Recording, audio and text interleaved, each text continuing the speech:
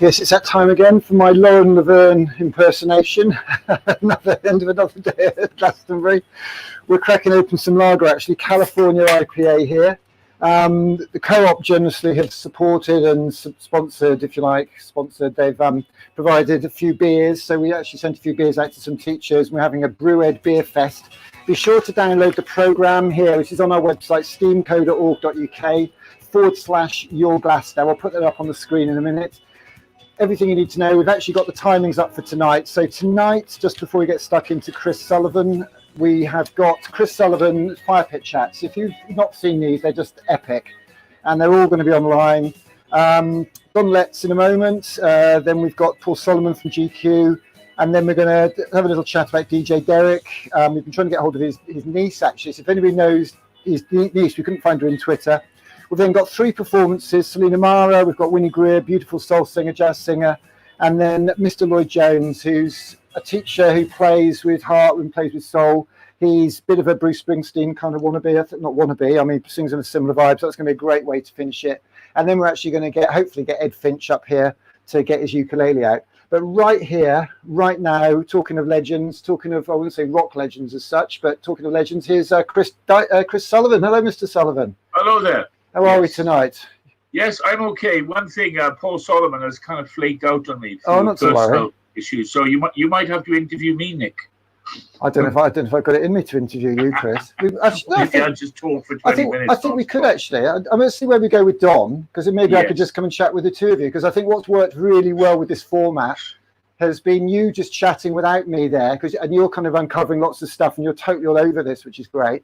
And then maybe I'll just chip in towards the end because I know he's got some perspectives and he lives very close by. So I'll get him. Let me just get him on. While I do that, Chris, why don't you just sort of set the scene as to who we've chatted to this weekend for anybody who's missed it? Don Letts. I first met Don Letts when he managed probably one of the most influential clothes shops called Acme Attractions, was in the King's Road. And then subsequently, he became the DJ who basically introduced a whole generation of punks and to reggae music, because he was the DJ in the Roxy in Covent Garden, the famous club. Then after that, he was very friendly with the Clash, and so he toured with the Clash relentlessly, and he was their DJ playing reggae, propagated reggae all over the world. He knew kind of Bob Marley, went to see him. He went to Jamaica with the Sex Pistols, but while this was going on, he was doing Super 8 movies off his own bat, and he managed to get enough footage to create his own movie. And then from then on, he was started making films, and then he was in a band, Big Audio Dynamite, which did quite well with Mick Jones and Dan Donovan. And then and since then, he's been DJing. He's got his 6 Music show on a Sunday night. He DJs all the festivals. In fact, he was DJing with me last year at the Byline Festival. And he's still making films. He's done films about Sun Ra, like all kinds of great documentaries. He's done recently, and I did one about Glastonbury. Not Glastonbury, did one about the Notting Hill Carnival. So I got mixed up then. Which came out a few years ago. Yeah, and he's one person, as everybody we've spoken this week has used creativity to their best. And he's yet another person who has used it to his best advantage. And hopefully he's done what he wanted to do with his life via being creative. So he's a very important man. Fantastic. Well, I'm just patching him in now. We've got visuals on Don, which is great. And I've got to press a few buttons. We can't hear him at the moment. I've got you turned down, Don, so don't you worry. It's all under control. Let's bring you up. Well, there's some awful music going on in the background. Let's get rid of that. Good Lord. That's the copyright-free music. Hang on. That's not a good start, is it? You got one of the sort of best DJs in the world, and we're hammering him with rubbish music. Don't worry about that. You won't hear it when I'm talking.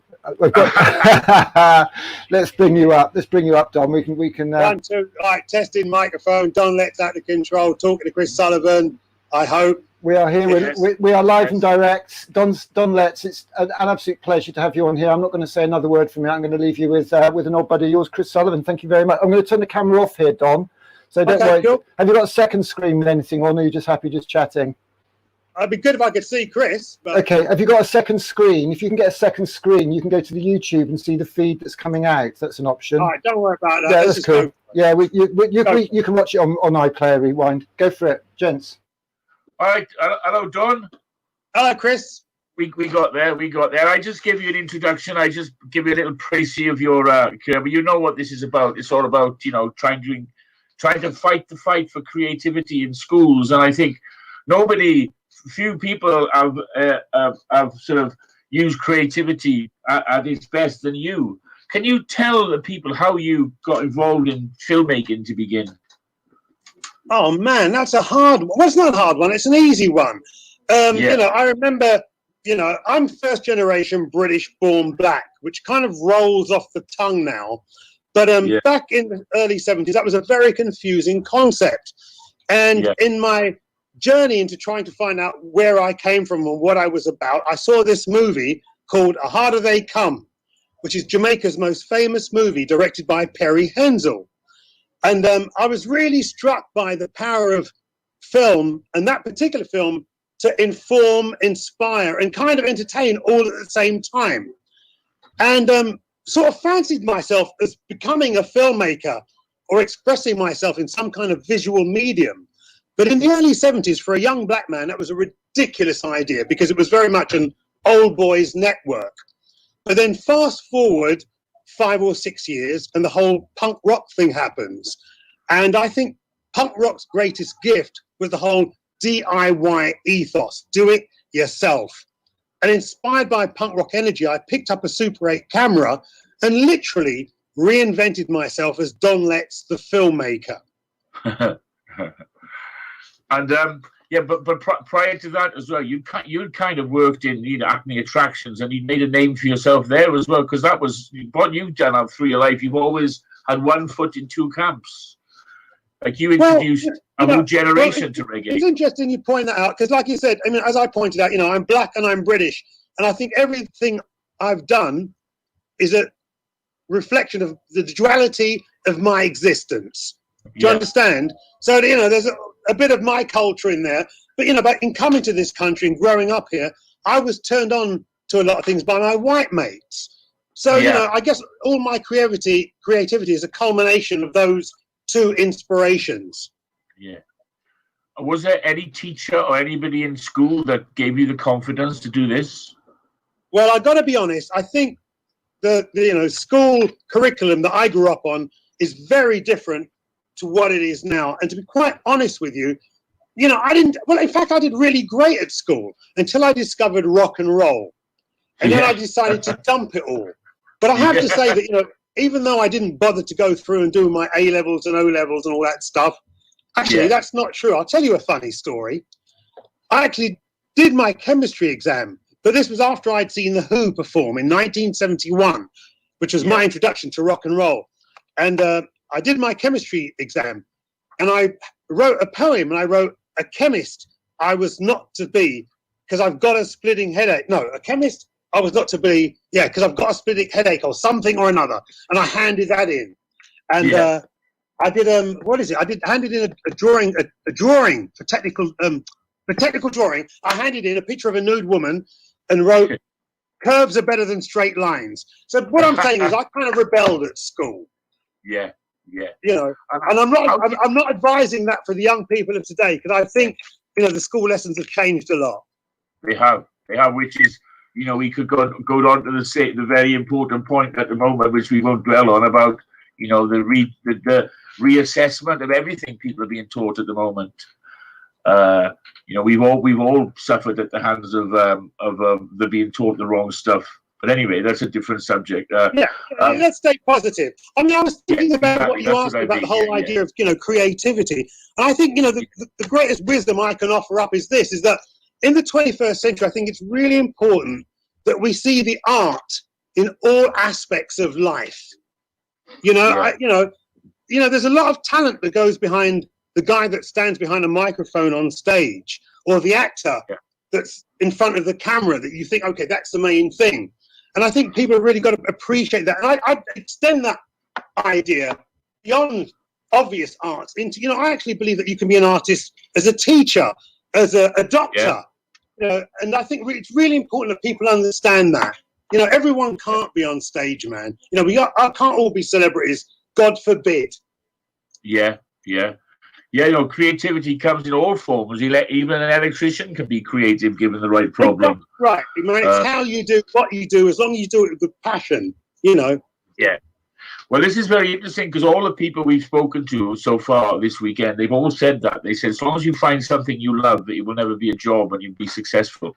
But you managed to have found lots of things you love and being successful at them. Well, people say that, but everything I've done has been either kind of musical or visual. And I actually see them as part of the same thing. I don't see them as a separate thing. So everything I've done is sort of moved between those two mediums. Yeah, yeah. But music, I say, I'm sort of, I'm as old as rock and roll. I was born in 1956. And I'm very much a product of that combination of style and music, which I think the British were particularly good at. Yeah. And, I have to say, back in my day, that was the only two mediums that were available that we could express ourselves, was through the music that we listened to and the clothes that we wore. So they were tremendously important back then. But nowadays, there's other priorities in front of young people, like paying your rent. Yeah. We could squat back then. Well, one of the important things about this, of course, which you kind of already said in not so many words, is that art connects. And so there's always a connection between the music and the clothing and the graphics and the visuals, and that's something that we all should remember. I mean, you said to me once that hip hop was black punk rock, and you said to me, that there was a lot in common with reggae and punk rock because the sloganeering and the T-shirts and the things like that. Can you speak about that a bit? It's interesting you mentioned punk rock because that's a very important part of my life. But people, especially young people, have got to understand that punk rock did not begin and end in the late 70s. It's a spirit and it's a tradition that has a heritage and a lineage. And I think if you've got a good idea and you're brave enough, it can actually take you forward. So punk rock is not something to look back on. It's something to look forward to. Just have a good idea and be brave. Yeah. Well, I always think that those guys who set up a couple of turntables, when you said that to me and just went in the Bronx and just made it up with a load of records, or those guys who got one deck and a microphone in Kingston, that was punk rock. That was like, I'm going to do it my way. Yeah, I mean, I think a lot of the punk rock thing is using what you got to get what you need. Turning problems, what someone would perceive as a problem, turning that into an asset, that's punk rock. I still believe that, a good idea attempted is better than a bad idea perfected. And in the 21st century, there sure is a lot of bad ideas, folks. Yeah. And the other thing people forget about creativity is that, you can make a mistake and you can make your mistake can be a plus. Chris. Say again, Don. Say again, Don, yeah. Am I on screen here? You are on screen. You're on screen on Twitter, on YouTube, Facebook, Twitter, and Twitch, live to the world. So if you've got Twitter, all right. It's all going out live. So make sure your hair's good. Chris. Yeah. Go on. I'm still here. I said what was I saying? It's like how art connects all of these different disciplines. Like you said, for you to dress up, to do the music, to do the thing. To me, it's the same as well. But it all comes from one fountain, and that's creativity. And as I said, if you're creative enough, you can use your worst mistakes to your best advantage. Yeah, it's all about expression, man. Ultimately, it's about expression that can come in many forms. And I embrace them all. I think it's kind of obvious that through the visual and musical thing, and I kind of got a few other strings on my bow as well. But it's just about expressing yourself, trying to move things forward. I know that sounds corny, but I'm trying to just pass on the energy that made me who I am. Nothing comes out of a void. And no. I think it was Malcolm McLaren that taught me that, funnily enough. He taught me that, all this kind of subculture and counterculture that I was so enamored with actually has this tradition and lineage, as I pointed out before. And, like I say, if I could add an idea, I could be part of it. Yeah. So big up Malcolm McLaren. Yeah. And that's important. What you say, use what you've got. You know, I said to someone the other day, you know, some teenager was saying to me, you know, we haven't got nothing. I said, yes, you have. You've got yourself. Write about your and you got to use what you got to get what you need. You know, turning problems into assets. You know, that adage about, what is it? Necessity is the mother of invention. That's punk rock, dude. You know. It is. And I think, and I'm sure I think that out of these problems we have now, I'm expecting something, not specific, but maybe a wave of creativity. So I'm hoping that people are going to, after all this, you know, will have had a chance to regroup, regather, and maybe come, you know, not maybe something at all, or some of that sort of identifiable. But I have this funny feeling. I've got more than a funny feeling, because I'm really inspired by seeing the energy of young people taking control of what's going on and expressing themselves, and it not being just a moment, but a movement that doesn't seem to be going anywhere anytime soon.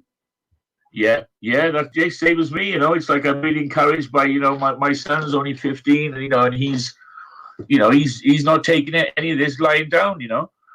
I've got to be honest with you. When we entered the 21st century, I was a little bit kind of, oh my God, everyone wants to spend their life on the dance floor. But the bottom line is, you can't do that. You know, at the end of the day, the music's going to stop, and you're going to have to go out and face reality.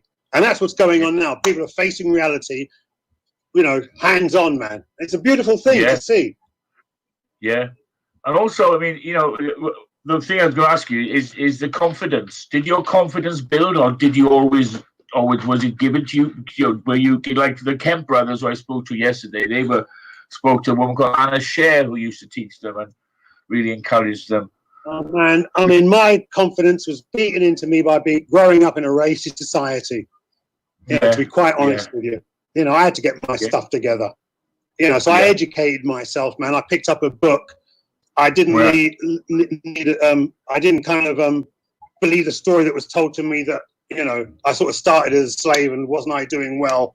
You know, I looked at the timeline of black culture and realized, well, hold on a second. We've got thousands of years that precede that, and hundreds of years after that, where, you know, we've contributed a lot to what's going on in this world. And I'm talking about a lot more beyond music and sport. And that's made me the man I am today. You know, so I keep telling people, you know, drop the hate and educate. Pick up a goddamn book. Yeah. I mean, you know, people always attribute the future of 20th century art to like Picasso and Matisse, and they went to the same exhibition of African art on the same day and basically transformed the future of art by copying African art. You said it, and like I said, nothing comes out of a void. Exactly. So if there was some sort of, you know, some 15, you know, 14, you know, out there, and you know, they looking at you, you've seen, you know, you're a successful DJ, you've been in a band, you've done all these things. What advice would you give to them? You said a little bit there, but what? Say somebody from advice. I tell you, the landscape has changed so much that it's hard, and it's also, you know, I empathise with young people because it's hard out there. You know, the way the economic system's lined up, they're forced on this treadmill, which means half of them are living with their bloody parents till they're 30. And how much of a rebel can you be if your mum's doing your goddamn washing up? So things are tough out there. You know, there's an old, I saw an old movie as a child, and it was a Western, and it was about these gunslingers, right? And there was this old gunslinger, this young gunslinger was looking for advice from the old gunslinger. And it's almost, it's a dodgy metaphor. You got to pick up on the metaphor of it. But the young gunslinger said to the old gunslinger, what advice have you got? Old gunslinger said, draw fast, shoot straight, and don't hit the bystanders. And somehow I translated it into some kind of life motto that I apply to creativity. You know, I think it means, you know, be focused, go for your target, and don't be a dick on that journey. You know what I mean? Yeah, absolutely. I know it sounds like a sort of somewhat violent analogy, but if you look at it in an abstract way, You know what I'm talking about? Listen, folks. Yeah, I want to put my hands up and say I'm in a sort of Glastonbury situation here. So I'm desperately trying to keep it together, which I've had done for the last 2 hours, so I can talk some kind of sense and not waste your time. And I hope I haven't. No, it's as I said, very inspirational. I mean, there's a lot of people. You know, I mean, you and I, and we had Robert Elms on. A lot of us, and the things we've kind of been through it. But for a lot of people, it's a bit of a conundrum. They still are. How did you do it? You know. Oh, what do you mean? How do I do it? I don't know what you think I've done. Listen, just because you see my name on this and that, I'm struggling like the rest of you. I mean, I'm hustling, slightly glamorous hustle, but nevertheless, as an artist, my life is a daily struggle, dude. That's why people say to me, don't you do a lot of things? I do a lot of things because I bloody have to. I live in London. And I've got 2 teenage kids. You know. Well, this knows when I said people ask me as well, and they ask, and I tell you how I do it. I'm the same as you. I hustle every day, and I work really hard.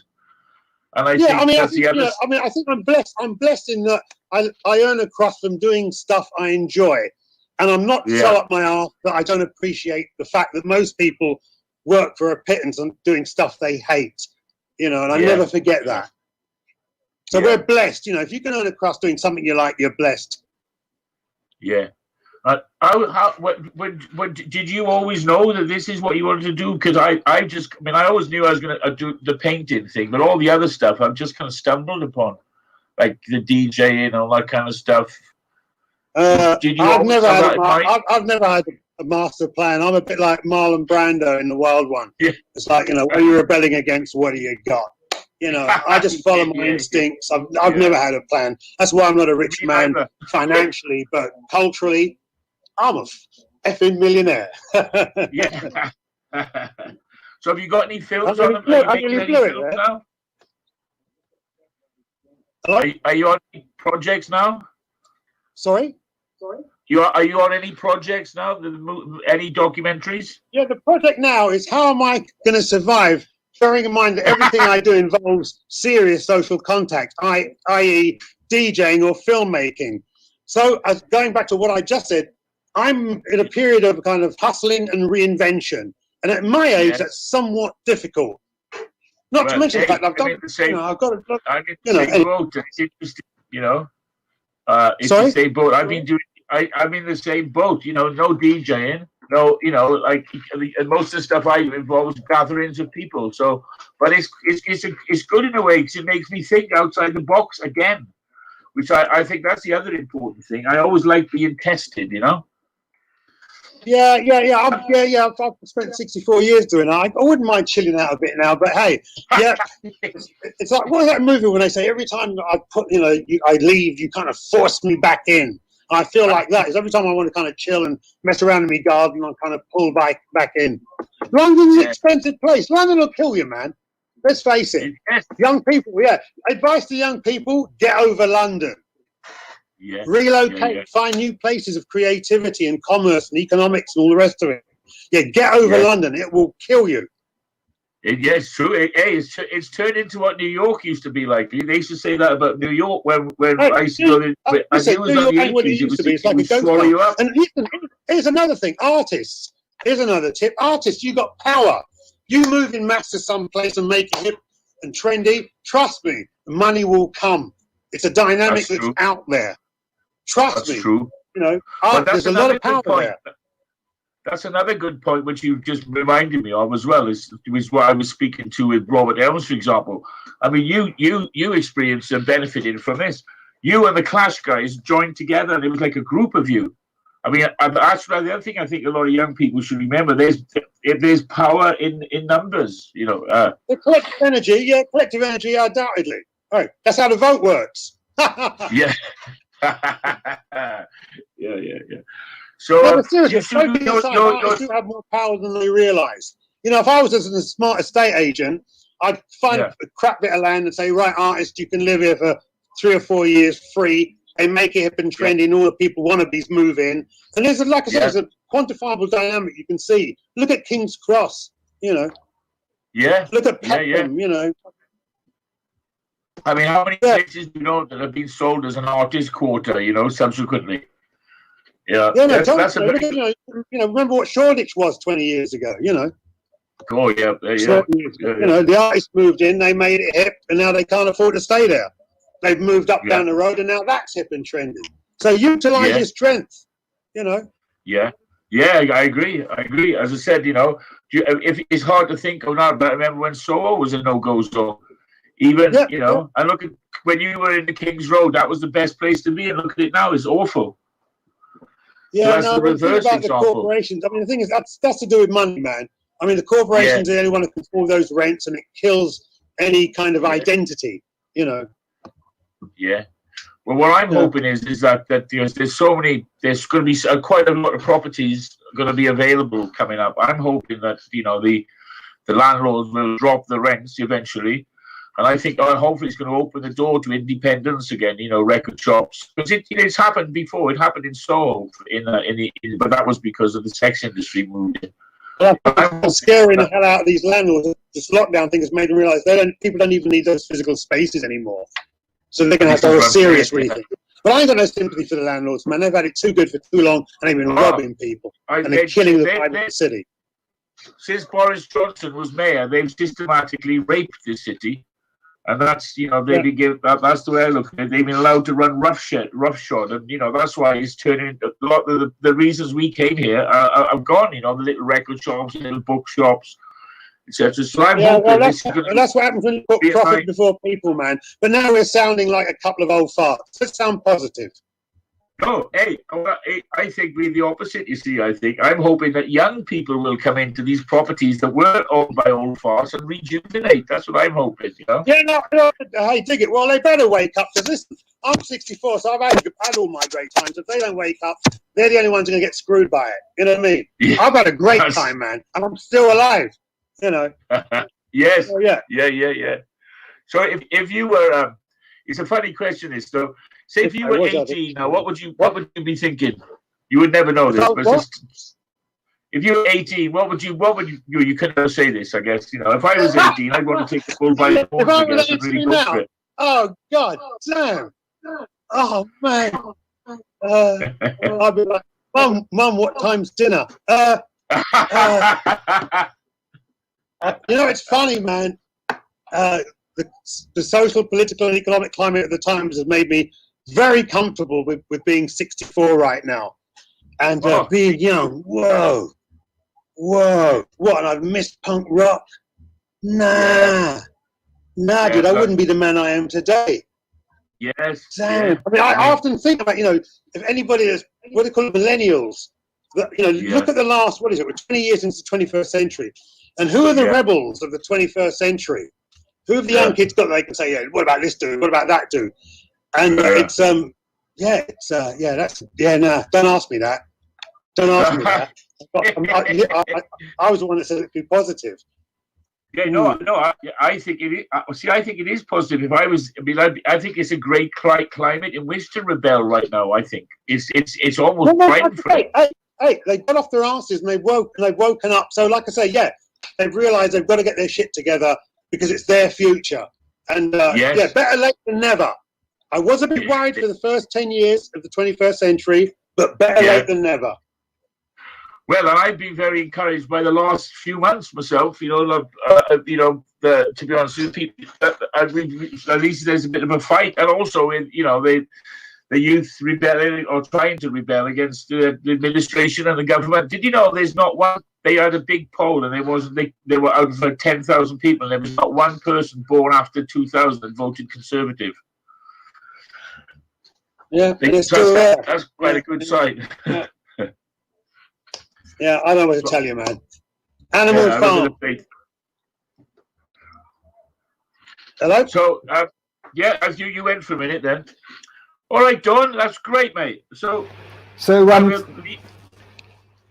was absolutely fantastic. Really, really interesting, Don. So, yeah, I hope some of that made sense. I've been trying to stay sober for the last 4 hours.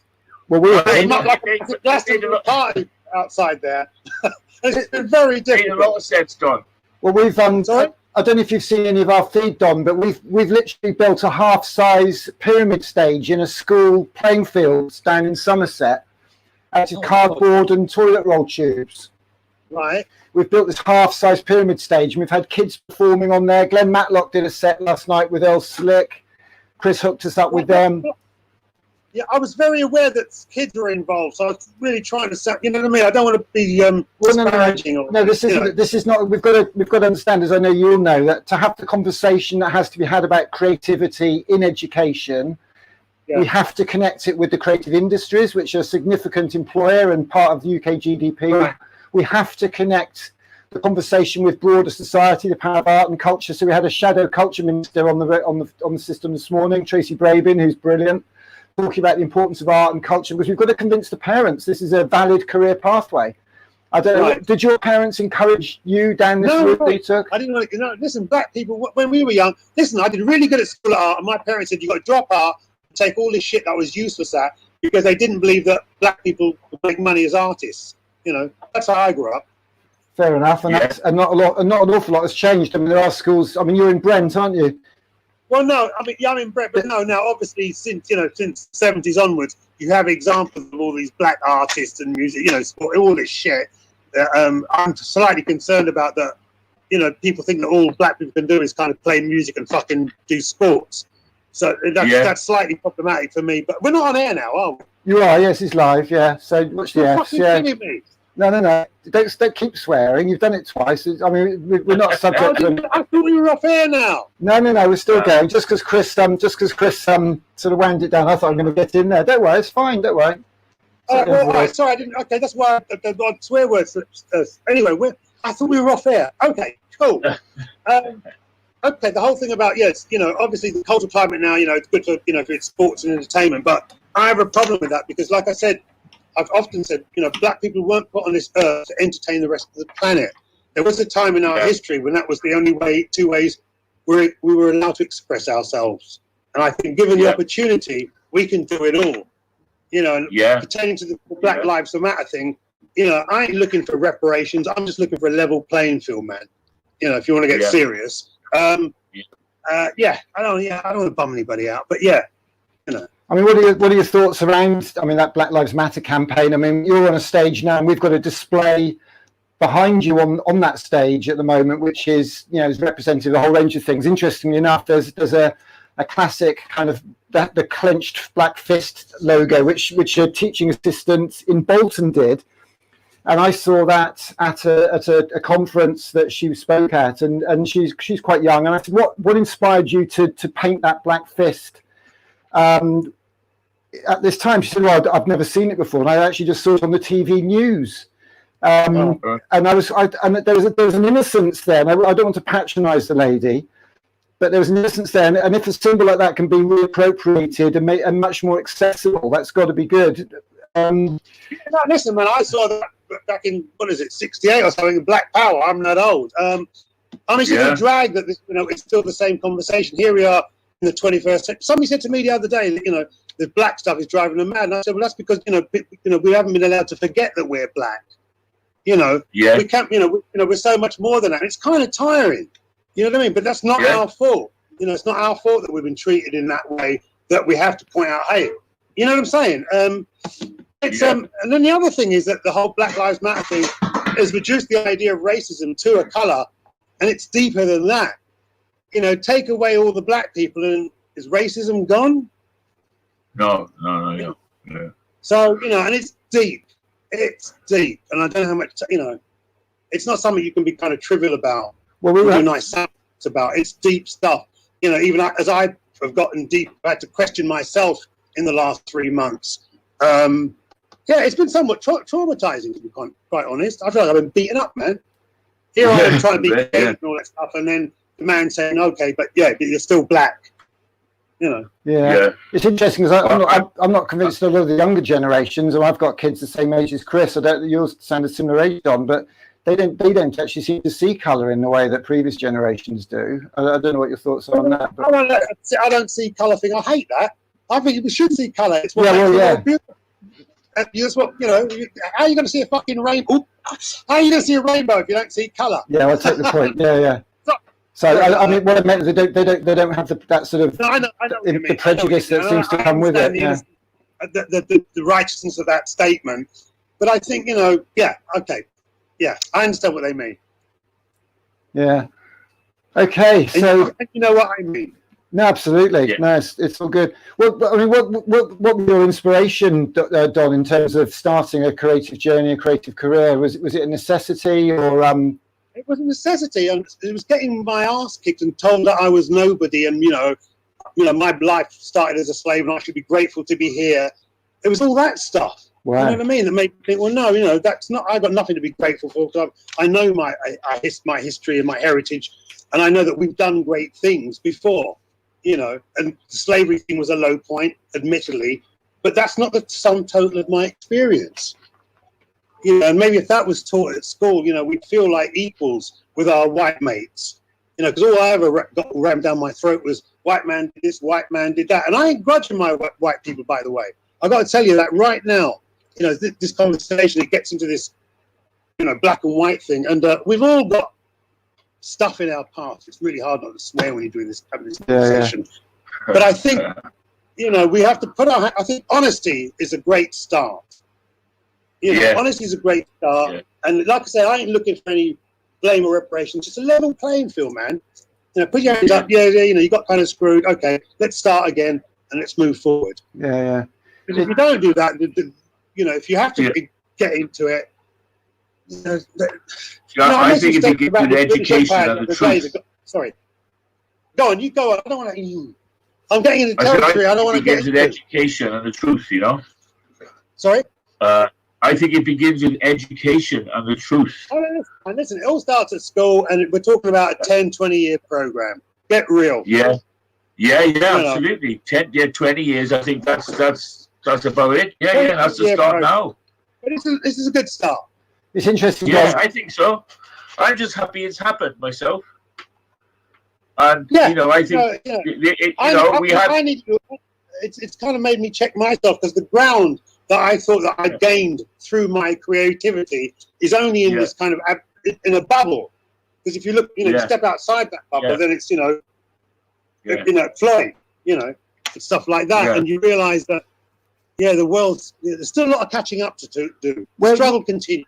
Who are your inspirations, Don? Who are your role models, and who did you look to as you emerged as an artist yourself? I'm not comfortable calling myself an artist, but I guess, you know, it would flip between, I don't know, Bob Marley somewhat obviously, but then, you know, I was reading books by people like Eldridge Cleaver and James Baldwin. You know, obviously the whole Angela Davis, the Black Power thing. You know, Marvin Gaye's album, What's Going On, is an inspiration. But then again, so we're seeing The Who for the first time in 1971. It was the first live act I ever saw. Inspirations, they basically come from music and cinema, I guess, and literature. And you're not comfortable being called an artist. That's interesting. Why is that? Yeah, I don't know. It's never sat comfortable with me. I don't know. I've never in my life said I'm an artist. I don't know. Okay, it's so let's rewind then. Rewind selector. What is art, Don? Yeah, so you're going to get into all that. Art. See, we go back to what I said. Art. I mean, I could say it's something hanging in a wall in a museum, but I see art in, you know, like every day in stuff that people do. You know what I mean? I think it's different things to different people. Ultimately, we say art. We say that art is what we call it when what we do might connect us to someone else. So it could be painting, photography, cooking, coding, dancing, DJing, graphic design, robots, rockets. I don't even bother with that. You know what I'm saying? So broad. You know what? I'd go to Sun Ra and say art is what I say it is. And you know, if that makes people feel it's for them, maybe that's not such a bad thing, because it's been quite elitist for many years, isn't it? Yeah. But it's a language, man. It's a mode of communication that can engage people's imaginations, you know, bring questions to the table, and ideally push things forward. You know. So it's funny, things that I do instinctively. You know, it's only when we do these things people ask me, well, "How do you do this?" I don't know how I do it. You know, it just speaks to me or it doesn't. It's simple as that. So what are you wrapping up really? But I mean, Glasgow weekend, what are your Glasgow moments, Don? What are your sort of most vivid moments? When I say, what's your Glasgow moment? What first comes to mind? Oh man, they're all illegal, immoral, or fattening. I mean, all three at the same time. Listen, I've been going to Glastonbury for 25 years plus, and I guess Amy asking for my presence in the middle of a performance was a big deal. Amy Whitehouse. Yeah. I was lucky enough to be quite friendly with Amy. God, what else? I was playing with Big Audio Dynamite and wondering why the audience were looking at us weird, and then finding out afterwards that there was a secret band playing after us, and the secret band was Radiohead. Oh. So the audience looked like a Trainspotters convention, and we couldn't work out what the hell was going on. And then we found out it was a Radiohead crowd. They nudged their way to front, hold the spot. The stories I can't tell you, they get me in trouble. Fair enough. Well, they're the best ones, aren't they? Fantastic. Yeah, but Glastonbury's a trip, man. It's a beautiful thing to see that many people coming together for a collective experience and getting on. And it, after 4 days there, it really sort of relieves me, brings back my faith in mankind, except for the dicks that leave rubbish, of course. Yeah, absolutely. I always think the dicks that leave, actually, because when it's muddy, half the place leaves. And at least you know that the people that are there are hardcore and they're up for it and they're the right people. But yeah, I don't do mud. It's hard work. Chris has never. Because I get caravan on site. The mud thing, man, ain't for. You can't have fun in Wellington boots. I'm sorry. You can't. You tell it. You can't. You can't have in Wellington boots. I mean, when it does get thick and you're plodding along, it's hardcore, isn't it? It really is hard work. Chris has never actually knowingly been to a festival. I don't think. Have you, Chris? I've DJ'd one, but I was in and out. I didn't really do the tenty on the thing, No. Mate. Wait. I've never slept in a tent in my life. Oh, I didn't think you would. Black people have spent hundreds of years trying to get into a comfortable bed. We are not lying down on the floor anymore. Hey, Garth, I would pay to see you in a tent. I'd pay the Glastonbury things. I'd never put you and the word tent together ever. No. So so I mean, just wrapping up. So you're born up in West London. So were you part of Brixton, Brixton? South London. Yeah. Did you ever get up to Walston Road? Did we around the early days the 101ers, that sort of stuff, or was it more the Clash? I came over to Ladbroke Grove in like the early '80s. Just missed the 101ers, but right on time for the Clash. Fantastic, because we're based, where the Chippenham is, the pub where they used to play. Yeah. We're just based up the back of there. Okay, that's where we are. No, I've been around it for like 30 years. Yeah, I know you're part of the furniture, and because I know you've been associated with. I don't know how active you've been, because it was sort of fizzled out with coronavirus. But Brent 2020 was supposed to kick off this year, wasn't it? Did you have any input to that at all, or? I tried. I mean, I like to try and put back in the community seriously, and I did whatever they asked me to do, and then Corona happened. Yeah, it's a bit like that, wasn't it? I'm still here. I'm still Don Lex. No, absolutely, yeah. I'll be honest with you. I was actually quite excited to see your name on there because I thought that might sort of bring it to life. It's interesting. Did you go to the opening ceremony up in Wembley? They had. Nah. Did you make it to that? It was really weird because it was. I've never been to an event. Opening ceremonies. Well, it's a very good show, but I've never been to an event where the actual ground that you're standing on slopes down from the venue so that it looks good on the camera. So nobody other than anybody in the front row could see a thing. Oh God! Okay. Which is a bit of a shame. No. Because they wanted they wanted Wembley in the background, I think. But no, I'm a big thing. I don't know what you think of the culture capital things. Obviously, Coventry is the city of culture next year, and I don't know if you know, but the government have got 120 million put aside for a national festival of creativity in 2022, which was originally conceived as a way of using art and culture to stick the country back together. And what we're doing with this project, this is all kind of case study stuff, really, to try and build some groundswell for a grassroots layer in that, so that they spend 110 million or whatever on fireworks and big wheels, but we can do some grassroots community level stuff across the country. So I don't know if you're up for maybe a beer or something at some stage, just to see if there's any way we can work with you and put some applications in and really tap into the grassroots vibes as well. I don't know if you'd be interested in any of that, because there might be some work there. And I'm always up for doing something righteous if it's got music involved and I can trust. I'm there. As long as it's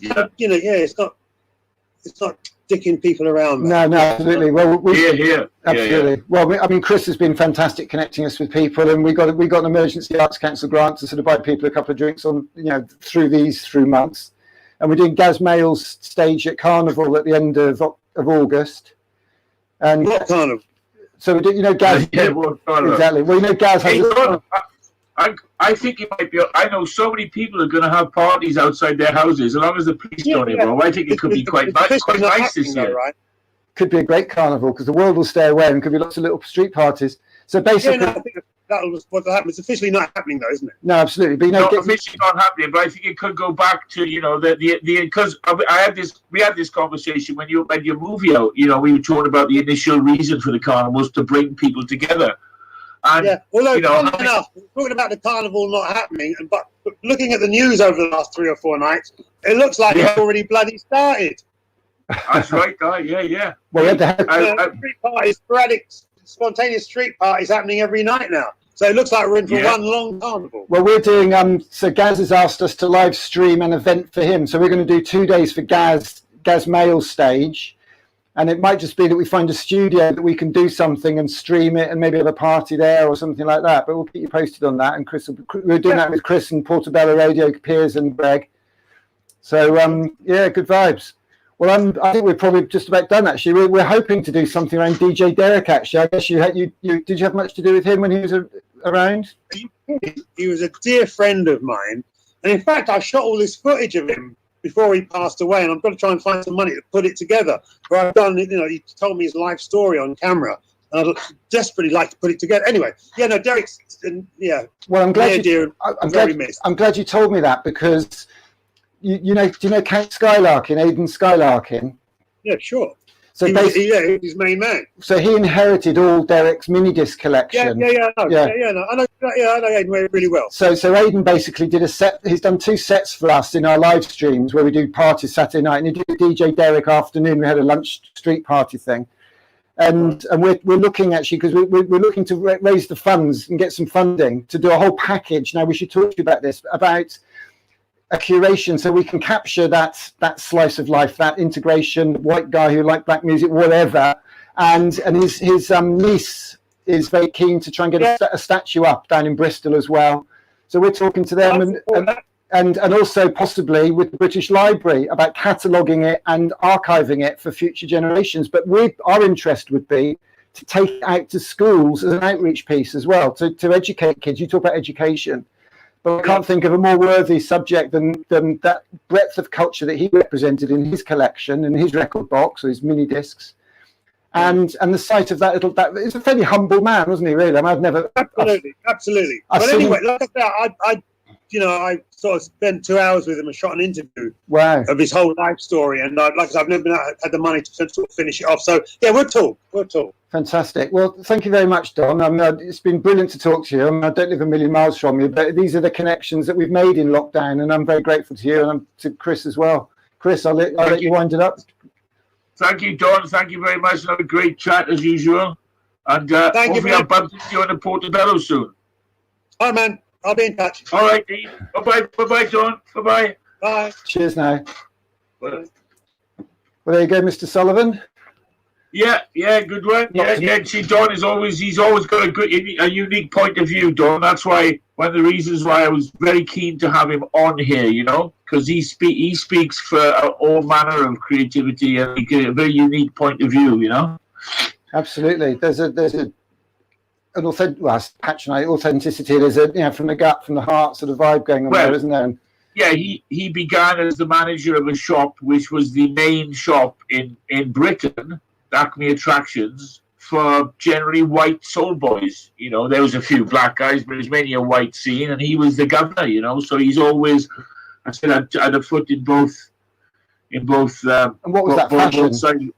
Fashion without being, sort of. As he said, doesn't even notice it. So, but he's an inspiration. Yeah, and he's as I said, he's managed to forge his way by doing it himself. So I think it's good for everybody out there to see that you can do it yourself. You can, I think that's the message we've given over this weekend and these talks is use creativity and do it yourself. Work hard, find something you like creatively, and then do it yourself. Absolutely. And I think if everybody out there hears this, tells their kids to do that, I think the world will be a better place in a few years. We certainly would have achieved something if that happens, wouldn't we? That's for sure. Yeah. I mean, what are your thoughts around what are your thoughts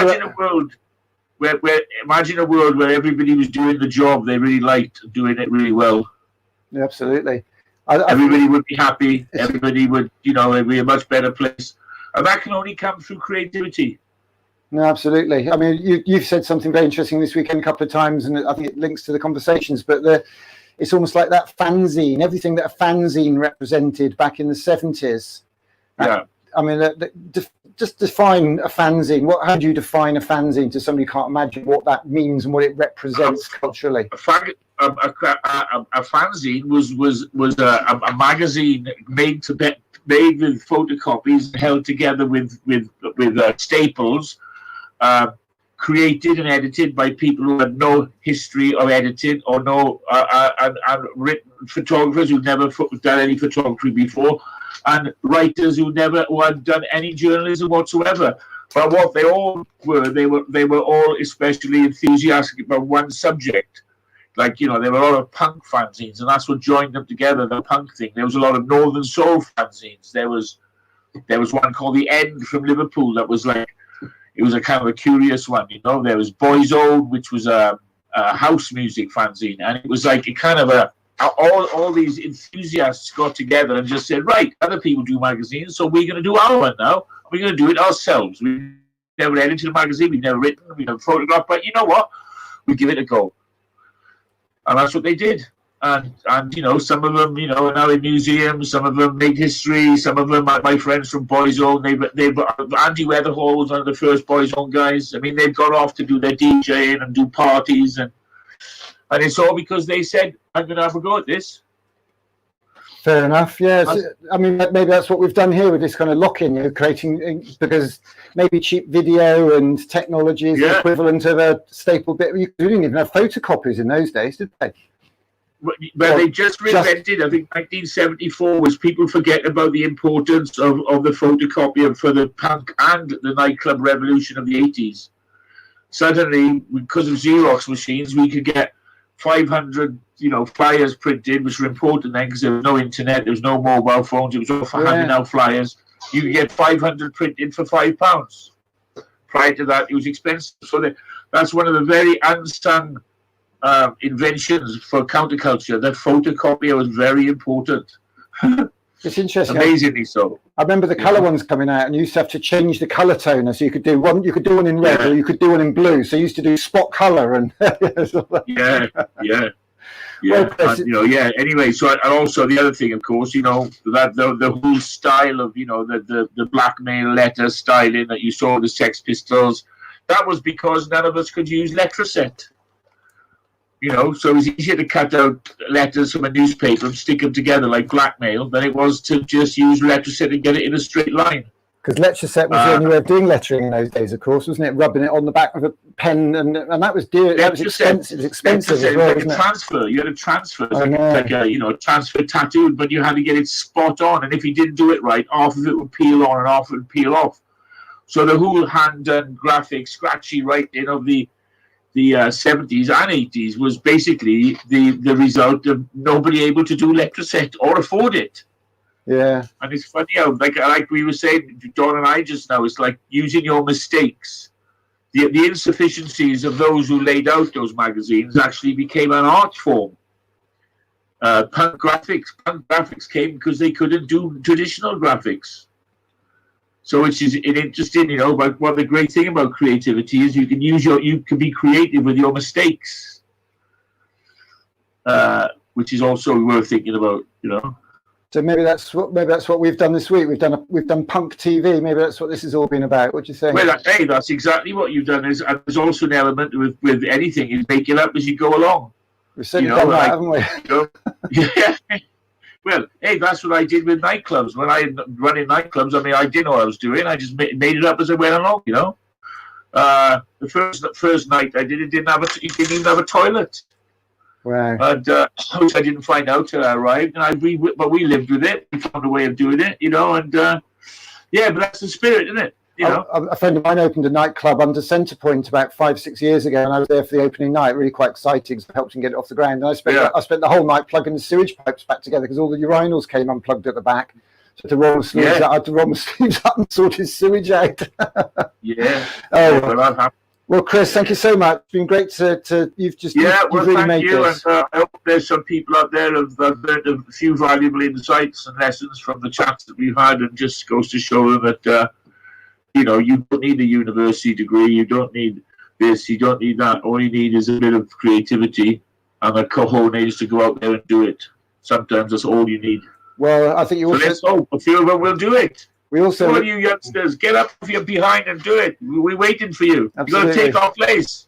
and we also need friends and connections like you. Your Art Connects, Chris Sullivan. So thanks so much for your support and friendship. Yes, it means a lot. Cheers then, Chris. You've done a great job this weekend. Well done. And well done to your team. And roll on the next one, huh? Yeah, nice one. Cheers. See you at the end of the month. Bye, Cheers, mate. Bye-bye.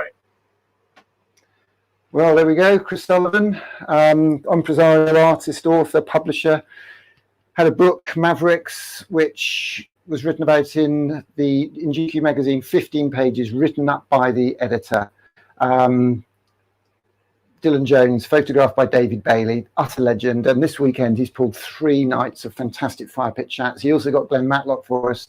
And we're going to shake him down for his Black Book every month, hopefully, and really make these events happen because he's worth his weight in solid gold. So we're going to just run out of this now, and then we're going to come back probably about 8:10 at the moment, because we're trying to track down somebody who we haven't managed to track down yet. So let's just see how we get on with this. So moving swiftly on and into the ad breaks. I'm just a dad, and I passionately believe that the future for our children, our communities, and our country lies in one thing: creativity. It can inspire our kids in their learning. It can create careers and connect communities. 10 years ago, after a trip to a festival, Camp Festival, I went back to my son's primary school and started a non-profit community enterprise called STEAMco with other parents, teachers, and local businesses. We ran mini creativity festivals. STEAMco helps connect our kids with their art and our communities with their schools. Last weekend in that same playground, I filmed an amazing set by the legendary Glenn Matlock, co-founder of the Sex Pistols, and amazing global rock star Earl Slick, who used to play with David Bowie. It will be their performance at an event we've just been given permission to run in the playing fields of a school just down the road from Glastonbury. We're calling it #YourGlasto. It's one of 5 free 3-day Art of Community festivals that we're running all summer with the help of the Arts Council and funding from the National Lottery. Our first one was live streamed from Eden Project at the end of May and featured inspiring talks, uplifting performances, creative activities, and community engagement. We had a fantastic performance by the blind and disabled young woman Kirpa from Leeds. We had a great Saturday night set from Emily Capel, and Gaz Mayer even Skyped in from his hideaway in Wales. We had a right old laugh watching Rosemary Schrager teach Levois to cook, and we all split our sides with Basil Brush. Technology is an amazing thing. Punk icon Jar Wobble chatted with a granddad in Liverpool. On Sunday, we had a little big lunch, and after that, rockstar activator Tom Morley led a co-drum circle with hundreds of people all over the world. And we had a couple of great late-night dance parties where people could Skype in with a green screen background and end up on the dance floor. As the CEO of the Arts Council has said, let's ask, what if? Let's start a creativity revolution. Let's create our Glasto, my Glasto, your Glasto.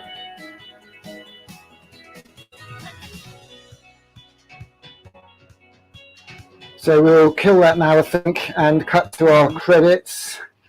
Thanks to LGFL, London Grid for Learning, Local Grid for Learning, the organisation that provide computers, technology, connectivity, creative tools and content, who last night made a fantastic film, which we watched with Martin and Gary Kemp of Spandau because they sang Gold, and that was very special. So thanks to them for their support on that and generally.